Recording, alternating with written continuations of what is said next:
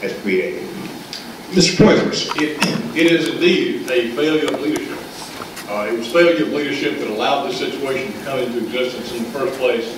A suspect accounting system which was never called to account, and so far as I know, that question is still not completely resolved. But it was also a failure of leadership to respond to the situation once it developed, and it was also a failure of leadership to look into the future about the future transportation needs of our state.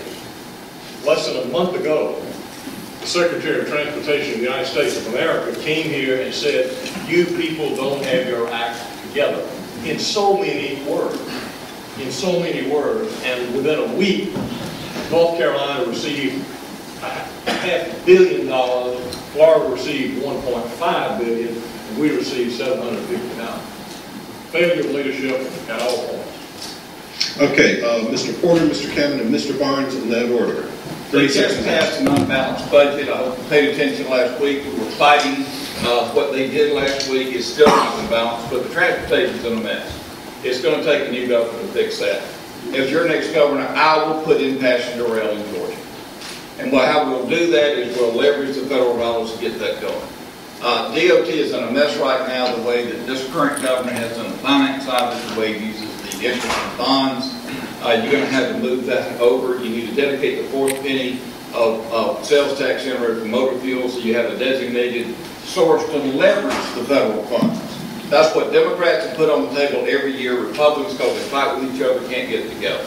Take a new governor and bring it all together.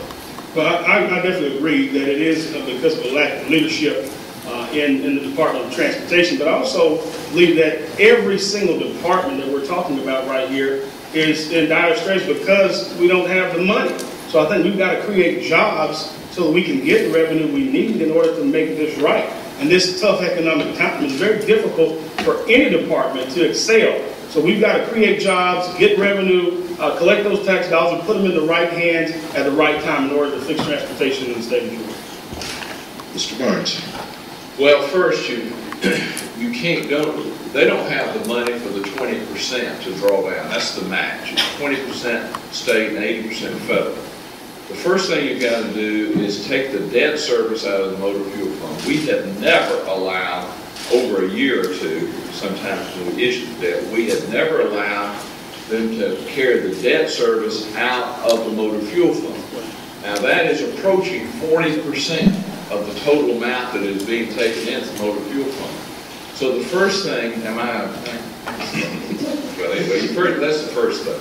Okay, we'll try to circle back to that. Mr. Porter and then Mr. Barnes. A movement is afoot in Washington to pass $23 billion in emergency funding to fend off a massive nationwide layoff of public school teachers. Is such an effort worth the addition to the deficit? And what other emergency measures would you attempt in order to address what's becoming a fairly desperate situation in our schools? If we didn't have the stimulus money right now, you would be laying off teachers. Now, I'm tired of Republicans talking about they don't want the money, don't want to take it. If we didn't have it right now, that is save our state budget by having the stimulus money. And to have the opportunity to have more fund education, we need very badly. We have been fighting what the Republicans are trying to do to increase class size, to cut transportation money, which of course is it all on local governments. The stimulus money or an additional one for education would be one of the best things we could do in Georgia for education. You can restore small classrooms, which you've heard me talk about before, the research that I helped get done on getting everybody to a third grade reading level by the end of the third grade. You could go back and make education a priority again. It is that desperate. We do need the additional stimulus money, and if we didn't have what we have right now, we'd be in an unbelievably terrible shape. Mr. Barnes. Yes, in a heartbeat, we should do it. And Dubose is exactly right. I mean, it just drives me up the wall to hear leaders at the Capitol say how much they hate Nancy Pelosi and Harry Reid.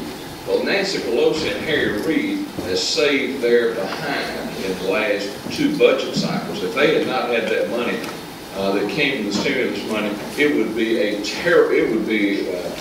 bloodbath.